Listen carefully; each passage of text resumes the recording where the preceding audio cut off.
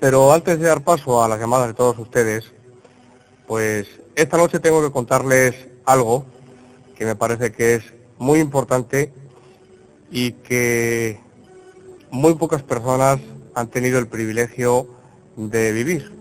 Y una de esas personas, pues, es un servidor, soy yo. Alicia Longo, buenas noches de nuevo. Buenas noches de nuevo. Bueno, pues Alicia me va a hacer algunas preguntas en lo referente a un tema. Yo hace algunos años, cuando vivía fuera de Madrid, pues conocí a una persona que marcó profundamente mi existencia, que marcó profundamente mi vida. ¿Quién fue esta persona? Pues era, y creo que sigue siendo, un ermitaño. Y ahora explicaremos, para aquellos oyentes que no lo sepan, lo que es un ermitaño.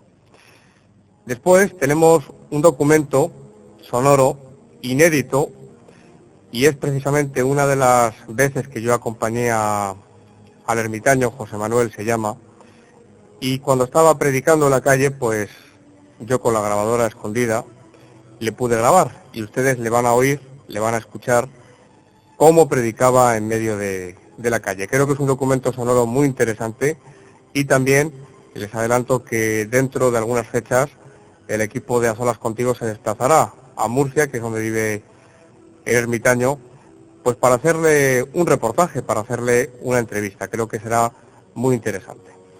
Pues nos metemos de lleno en la materia explicando sobre todo la figura del ermitaño. ¿Qué es, Santiago, un ermitaño concretamente para aquellos oyentes que desconozcan este término? Bueno, realmente los ermitaños, los ascetas, los anacoretas, surgen en los primeros siglos del cristianismo. Ermitaño quiere decir aquella persona, ya sea hombre o mujer, que vive retirado y en soledad. Esto es etimológicamente lo que quiere decir la palabra ermitaño o ermitaña, que también las hay. Precisamente me contaba José Manuel, este ermitaño de Murcia, que cerca de donde él vivía, en una cueva, más tarde entraremos en detalles, pues vivía también una mujer, una ermitaña. Las hay y los hay en toda España, y hablaremos también de este tema, pero de una forma sencilla decir, vuelvo a repetir, que un ermitaño es aquella persona que se retira del mundo para vivir en soledad, para vivir retirado, y siempre en contacto con la naturaleza. ¿Y cuál es el motivo que le hace a estas personas retirarse a vivir pues de forma solitaria? ¿Hacerse ermitaños o ermitañas? Bueno, pues las formas pueden ser, o los motivos, mejor dicho, pueden ser variados. Seguro que muchos de nuestros oyentes recordarán en un programa de televisión hace algunos meses que aparecía pues un ermitaño que vivía en Valencia, me parece que era. Y el motivo que había llevado a este hombre a retirarse del mundo, pues fue la búsqueda de Dios en la soledad. Este hombre era futbolista, era un buen futbolista, jugaba en un buen equipo, no recuerdo ahora mismo cuál, tenía novia formal desde hacía años, se iban a casar, y un buen día pues se planteó las cosas y empezó a pensar que ese no era su camino y se retiró al desierto, entre comillas, se retiró a la soledad de una montaña, a la soledad de una cueva, a la soledad de la naturaleza, vivir en comunión con la naturaleza. Yo creo, Alicia, que el motivo principal es que cuando una persona llega a un determinado nivel espiritual, lo cual no quiere decir que todas las personas hagan lo mismo, pero cuando se llega a un determinado nivel espiritual se necesita soledad, se necesita silencio, se necesita recogimiento, tanto exterior como interior, y la única forma de encontrarse a uno mismo, y por consiguiente de encontrar a Dios, es vivir en la soledad de una montaña, o como digo, la soledad de una cueva. Este quizás puede ser el motivo principal por el cual muchas personas, entre comillas lo de muchas, se retiran a vivir como ermitaños o ermitañas. Y luego también pues hay motivos, pero que yo creo que realmente no son motivos reales, que no son motivos honestos, como son pues desilusiones que uno se lleva en la vida, lo abandona todo y se retira a la soledad. Lo que ocurre es que al principio hablaba de ascetas, hablaba de ermitaños, hablaba de anacoretas, no es lo mismo. Un asceta y un ermitaño no es lo mismo. Yo creo que cualquier persona que está en un camino espiritual, con unas creencias espirituales y que quiere llevar a cabo esas creencias y ponerlas en práctica, es una asceta de la vida. Es decir, ermitaños, o mejor dicho, en este caso, ascetas, los hay en la vida cotidiana. El asceta es aquella persona que busca con todo su afán y con todas sus fuerzas una limpieza interior, tanto de sentimientos como de pensamientos, una elevación espiritual en cualquier segundo del día, mejor dicho, en todos los segundos del día. Esto es una asceta. Ahora bien, si esa ascesis de limpiar o de purificar los sentimientos y los pensamientos se combina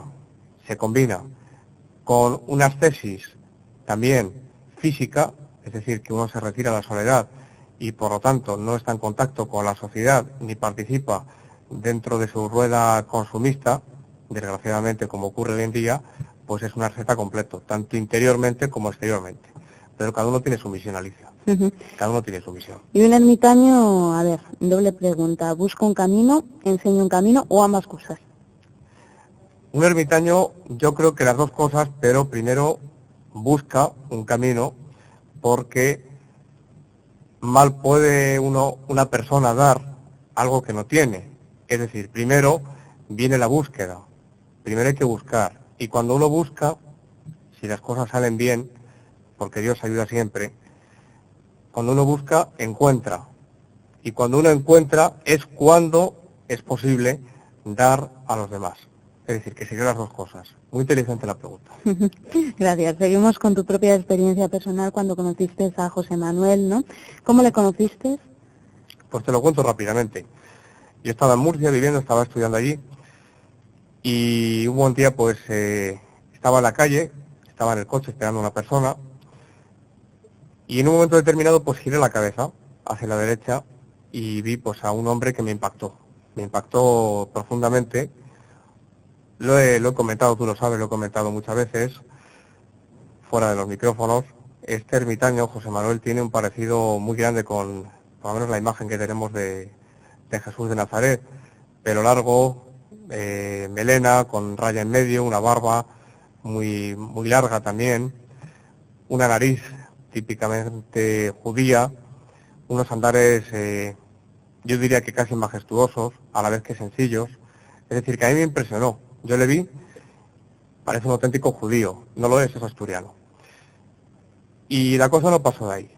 Yo después es cierto que me quedé pensando en él, en los días sucesivos, y pidiéndole a Dios que por favor que me dejase o que me concediera el poder conocerle personalmente, que me haría muchísima ilusión. Bueno, pues me lo encontré una mañana, salí de casa, iba a hacer unas gestiones y al doblar una esquina me lo encontré de frente. ¿Qué hizo Santiago? Pues Santiago se fue detrás del ermitaño. Le seguí por toda la Gran Vía de Murcia, donde está donde están los grandes almacenes, donde está Onda Regional de Murcia, un sitio muy céntrico, y al llegar a un punto determinado él giró hacia la izquierda, se metió en una boca calle muy pequeñita que iba hacia la Catedral de Murcia, y yo pues le toqué por detrás en el hombro y le dije, hola, ¿cómo te llamas? Él se dio la vuelta con una sonrisa excepcional, me dijo, me llamo José Manuel, y sabía que me estaba siguiendo. Y a partir de ahí pues empezó nuestra amistad, empezó nuestra conversación, y a partir de ahí, pues como te digo, entablamos no solamente una amistad de amigo a amigo, sino también una amistad espiritual. Me enseñó cosas que realmente pues han influido mucho en mi vida. ¿Y cómo vivía José Manuel? Pues José Manuel, desde muy joven ya, hijo de una madre soltera, como he dicho, asturiano, José Manuel se marchó de su casa. Desde muy joven las inquietudes espirituales estaban dentro de él. Fue trapense,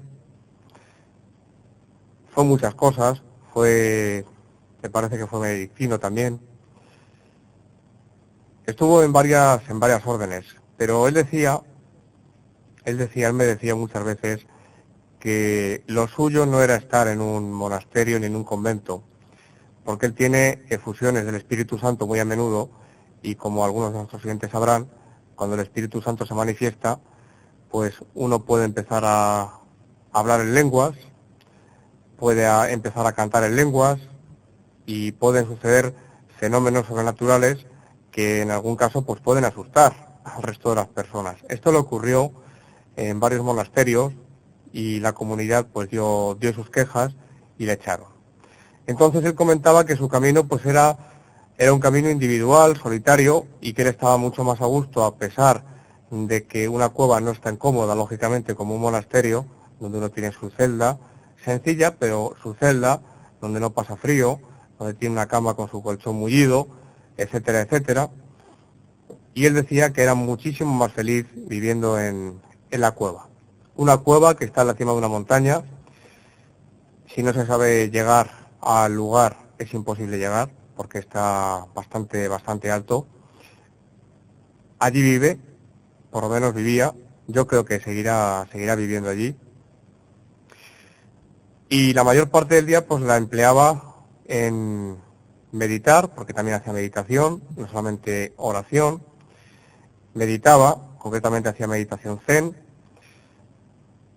por supuesto, oración, lectura de libros espirituales, no solamente la Biblia, sino también otros libros, y todas las mañanas pues bajaba a Murcia andando, lo cual es una paliza porque la cueva está pasado el pueblo de Algeciras, que está aproximadamente a 3 kilómetros de Murcia, y él se iba a Murcia todas las mañanas, se bajaba, iba primero a misa por las mañanas, muy prontito, y luego pues se iba a pasear por Murcia a predicar en voz alta unas veces, otras veces pues había personas que se le acercaban, que le pedían consejos, digamos que era como un guía espiritual, ¿no? Y esta era su vida. Él me comentaba que dormía muy poco, porque no sé hasta qué punto es real o no, pero me decía que los hombres espirituales que están metidos en un camino espiritual por completo duermen muy poco. Y él a lo mejor pues se acostaba a las 8 o a las 9 de la noche, y a las 12 pues estaba despierto ya, y se pasaba pues toda la noche haciendo oración, orando en lenguas, cantando en lenguas, alabando al Señor, orando, etcétera, etcétera.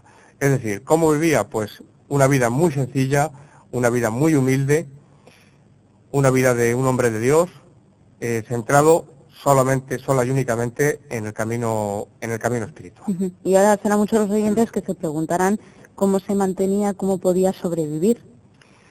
Pues fíjate, es curioso, él no pedía, nunca jamás, en la vida. Él no pedía, no pedía en las iglesias, lo cual pues es un dato a tener en cuenta, porque si hubiera pedido hubiera sacado bastante dinero, porque le conocía a mucha gente. Es una persona muy querida, pero también criticada por otros sectores allí en Murcia. Se le conoce bastante, sobre todo pues en determinadas zonas de Murcia. Y él, pues si se puede decir así, vivía de la caridad de las personas, simplemente.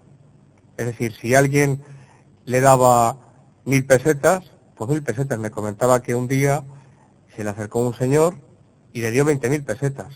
20.000 pesetas le dio un señor a la salida de misa.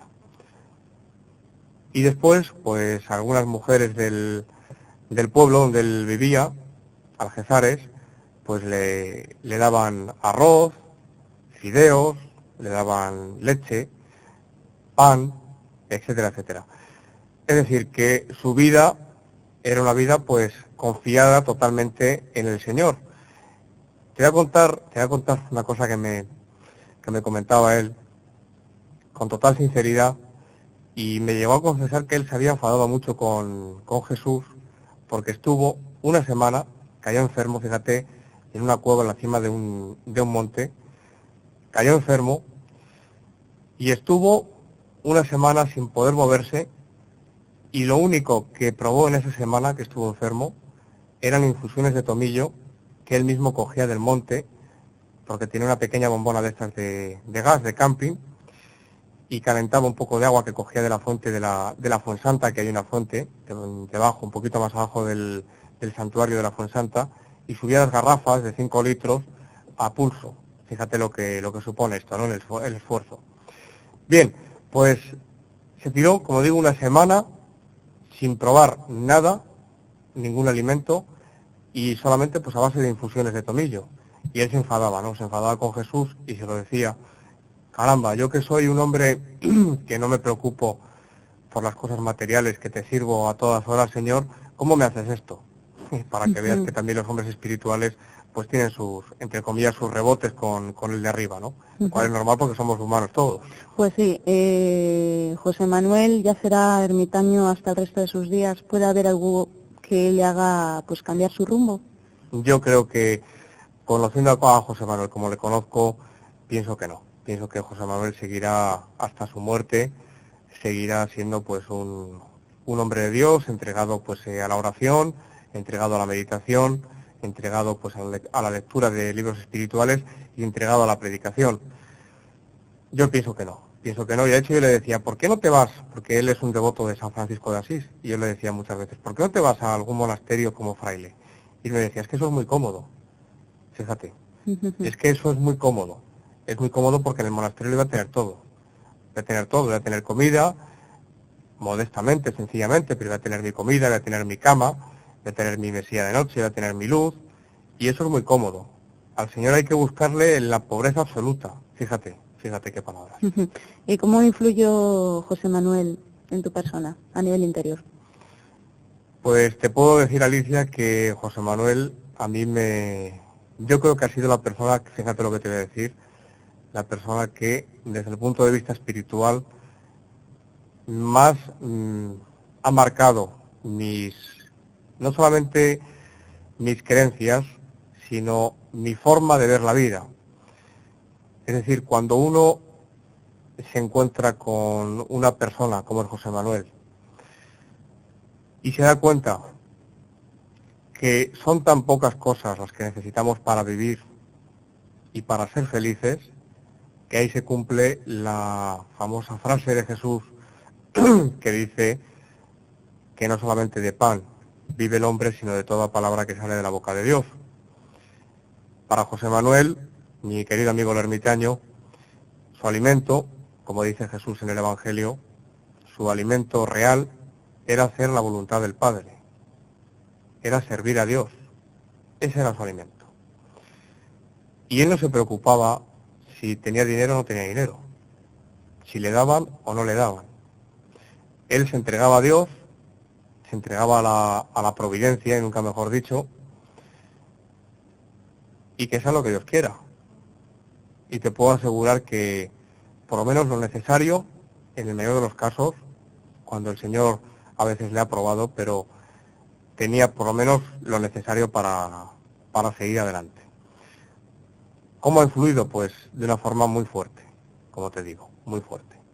Porque he visto que todavía hoy en día, en esta sociedad consumista, materialista, pues nos encontramos con personas que son capaces de sublimar, si se puede decir así, ese inconsciente colectivo de la sociedad, una sociedad, vuelvo a decir, materialista totalmente, y que coge sus cosas y dice que me voy a una cueva, y me voy a una cueva a buscar a Dios. Muchos pueden pensar que este hombre está loco. Yo creo que de loco nada, de loco nada. Lo que ocurre es que es muy difícil y cuesta mucho entregar la vida totalmente de esa forma y decir: dejo todo y me voy a una cueva a encontrarme a mí mismo y encontrar a Dios. Y ya para terminar por mi parte, ¿hay constancia de que existan pues otras muchas personas como José Manuel, sobre todo en este país, viviendo de esta misma forma? Muy pocos. Ahora mismo no te puedo dar datos estadísticos, pero sí te puedo decir que son muy pocos. Son muy pocos por lo que acabo de mencionar hace un momento, y es que es muy duro, y yo lo reconozco, es muy duro. Es decir, es muy bonito, porque tiene su parte si quieres, poética, el típico sabio encerrado en una cueva, con su vela, con su incienso, porque se olía el incienso, cuando yo subía a la cueva se olía el incienso desde el pie de la montaña. Y es muy difícil coger todo y decir, bueno, pues me voy a una cueva a buscar a Dios. Es sumamente complicado y costoso, sobre todo. Pero yo creo que merece la pena. Con esto no estoy incitando a nadie a hacer nada, lógicamente.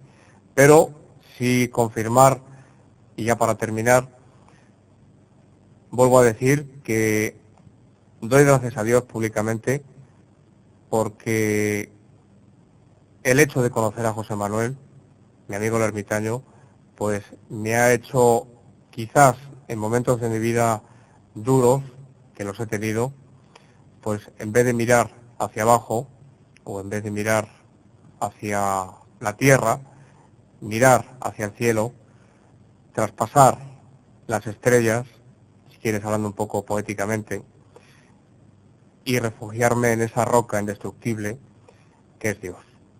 Y eso me lo enseñó no solamente de palabra, sino que me lo enseñó con el ejemplo, con el día a día, con el vivir cotidiano de todos los días, me lo enseñó mi amigo José Manuel. Te lo enseñó con hechos, que es lo más importante. Me lo enseñó con hechos y con ejemplos.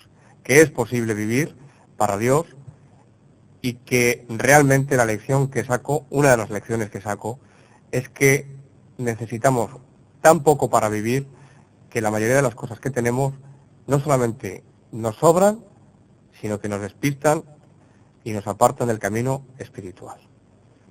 Así que esto es lo que te puedo decir. Pues muy bien, ¿no? Por lo menos tenemos tu experiencia y cómo te marcó hasta el día de hoy. Y lo que aprendiste pues de una persona como José Manuel, que la búsqueda de felicidad para cada persona es diferente, pero que él lo ha encontrado de esta manera y que como él seguro que hay muchos. Exactamente, Alicia. Y tengo que decir que José Manuel pertenecía a una comunidad católica reconocida por su santidad el Papa Juan Pablo II, que es la comunidad carismática. Un oyente hace algunas noches nos hablaba de esta comunidad, de los carismáticos. Y él, pues en el documento que vamos a escuchar, que lo tenemos preparado ya, pues efectivamente habla de que él es carismático.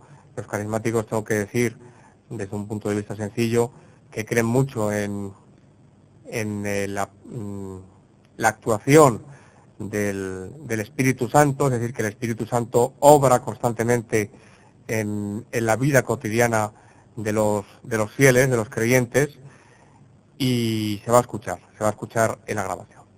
Vamos a escucharla, ¿no? Uh-huh. Bueno, pues esta grabación, como les decía al principio, es un documento sonoro inédito, porque encontrar, como le decía Alicia luego, encontrar hoy en día un ermitaño pues es bastante difícil. Doy gracias a Dios por ello. Y fue una mañana que vino a buscarme a casa. Yo cogí la grabadora sin ninguna malicia, lo hice de todo corazón, y la metí debajo del abrigo y le grabé. Y este es un resumen, porque tengo muchas más cosas de él, pero es un resumen de, bueno, pues quizás de los momentos más significativos en su predicación en las calles de Murcia, concretamente en un parque en el Malecón de Murcia, y quizás pues las frases más significativas que yo creo que he podido sacar. El cuadro, imagínense, pues sumamente significativo, un parque, mañana soleada, entre árboles, entre césped, entre niños y muchas personas escuchando la palabra de mi amigo el ermitaño. El Espíritu Santo está en esa persona. Cuando hay paz, era lo que compartíamos, se nota rápidamente que hay una paz, hay una alegría, se siente que la persona va mucho mejor. Y si más veces se ora con imposición de manos por esa persona, mejor se va a poner. Porque a veces requiere persona un proceso sano. Pero cuando alguien ya experimenta la vida del Espíritu Santo, ya su vida cambia, su vida ya nadie puede venir. ¿Cómo me vas a mí a demostrar que tú tienes la verdad cuando he visto que el Espíritu Santo ha cambiado mi vida? Cuando he visto que el Espíritu Santo me está transformando. No es las palabras no es por su palabra, es porque yo lo he experimentado. No es porque me han hablado de la palabra, sino que yo he experimentado el poder del Espíritu Santo. Y puedo dar testimonio, como el ciego de Galileo creo que era, Jesús me ha sanado. ¡Qué maravilla! No es que me han hablado, Jesús me ha sanado, lo he experimentado con mis ojos. Lo he experimentado con mis ojos. Jesús me ha sanado. Jesús me ha sanado. Jesús me ha liberado. Pero eso es lo que yo no he experimentado en mi vida. Vendrán testigos de Jehová. Vendrá quien quiera. Nadie te engañará. Porque como dice, aquel que haya experimentado el Espíritu Santo, como lo experimentamos los de la renovación carismática, vemos que Jesús hace maravillas. Y podemos gritar a la humanidad, Jesús me ha sanado, Jesús me ha dado vista, Jesús me ha liberado, me ha sacado de toda la esclavitud del pecado y me ha venido a dar a vida eterna. Y puedo confesar delante de mis hermanos como el credo. ¿Qué es el credo? ¿El qué? ¿Por qué creo en Dios? Creo en Dios por esto y por esto. No creo, porque mucha gente cuando reza el credo no sabe lo que es el credo, reza, pero hay una comunidad que ahí la vemos la diferencia, la comunidad neocatecumenal, por ejemplo, llegan al paso del credo y tienen que dar ante la iglesia, yo creo en Dios. ¿Por qué crees en Dios? Por esto y por esto. No porque yo haya escuchado, yo he experimentado y doy fe que yo soy cristiano o soy católico, que es universal, y doy testimonio de ese credo. Yo creo, yo tengo fe. ¿Por qué? Porque he experimentado el poder de Dios, de Jesucristo, que no está muerto, que está vivo, que está encarnado, que está presente en su pueblo y en su iglesia. Y no vendrán ni testigos de Jehová, ni vendrá nadie, porque sé que Jesús está vivo, Jesús está resucitado, Jesús está presente en medio de su iglesia, está presente, como él dice, aquel que abre mi corazón, yo entraré y cenaré con él. Y me dirá el Padre cuando me llame a la muerte, entra en mí, en mi seno, hijo, entra en la morada mía. Entra bendito de mi Padre. Y eso es lo que hay que experimentar. Por eso nos confunde mucha gente. Nos confunde porque no hemos experimentado el poder de Dios. No hemos experimentado al Espíritu Santo. Y por eso hay muchos cristianos que no habían experimentado el Espíritu Santo como nosotros. E incluso habrá muchos, como dice Jesús, yo he venido a los míos, pero los míos no me recibirán. Y eso es lo que ocurre cuando hay un carismático que tiene poder del Espíritu Santo, sus propios hermanos apenas lo aceptan, porque no han experimentado como en los pasos de Santiago que Cristo está vivo.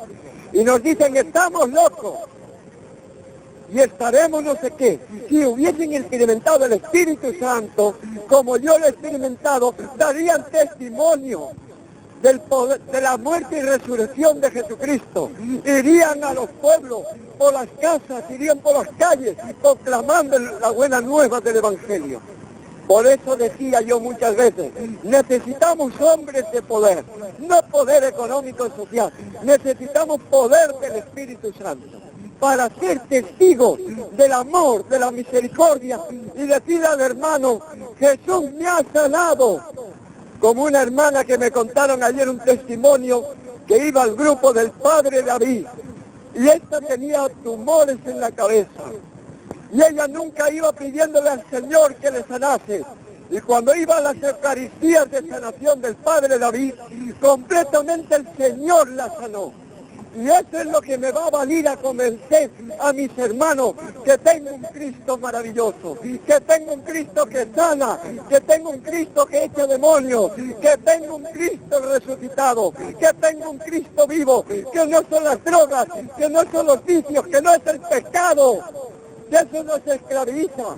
todo aquel que cree en mí tendrá vida eterna. Y yo le digo, ¿no lo crees, hermano? Vente a una Eucaristía de sanación a los pasos de Santiago. Verás que Jesús vive. Verás que hermanos allí cantan las maravillas de Dios. Y cada hermano, cada hermana te dirá, Cristo me ha sanado, Cristo me ha liberado, Cristo ha cambiado mi vida. Por eso necesitamos hombres con poder del Espíritu Santo para proclamar como los discípulos de Jesús en las plazas, en los parques, la buena nueva noticia de Jesús, que Jesús está resucitado, que Jesús, ese Jesús tan maravilloso que nos dio a través de María, no está muerto como los protestantes creen. Pero para eso hay que experimentar a Jesús y decir, Jesús, tú eres mi Señor y Salvador.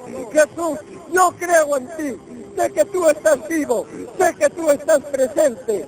Como llegó una vez un muchacho a la parroquia del Cenáculo en Estados Unidos, le llegaba con su droga y la puso allí encima del altar, la puso allí ante el sagrario. Dijo, Jesús, tú sabes que yo quiero salir de la droga.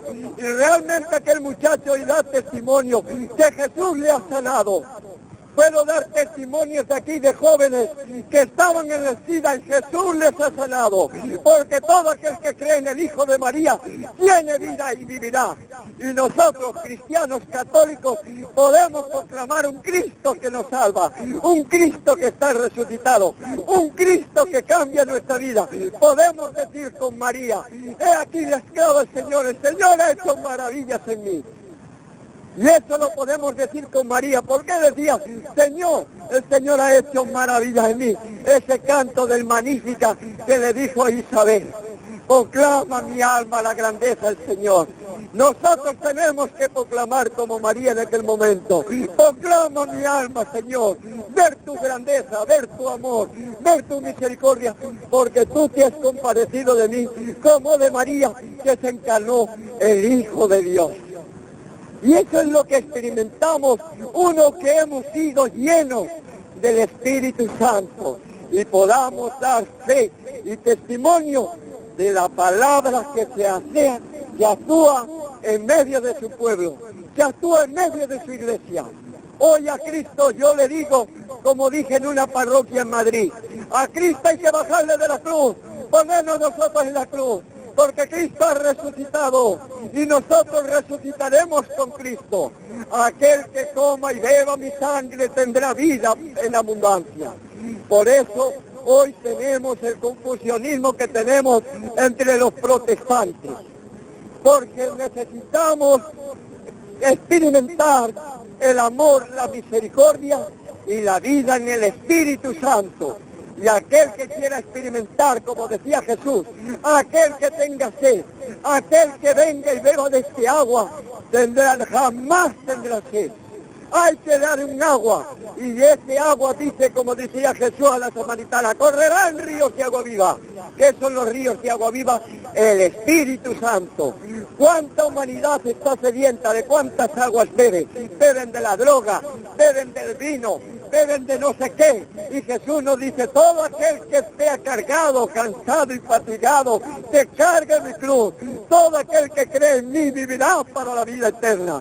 Y eso es lo que hoy presentamos, uno de la renovación carismática, que Cristo está vivo, que Cristo está patente en el medio del pueblo y en medio de la iglesia. Que hoy está, como decía alguien, líder de la renovación, decía, Juan 23 debe estar hoy orgulloso a ver cómo el Espíritu Santo se está derramando como en un nuevo Pentecostés, en medio de su pueblo, en medio de su iglesia. Qué orgulloso estar allí Juan 23, que se está cumpliendo lo que él decía, siempre decía, Señor, envía un nuevo Pentecostés. Y hoy lo tenemos, hoy tenemos un nuevo Pentecostés. Hoy tenemos la vida en el Espíritu Santo. Por eso podemos ver asambleas de miles y miles hermanos y hermanas que Jesús da testimonio que los ha sanado, que Jesús ha cambiado su vida, que Jesús está resucitado.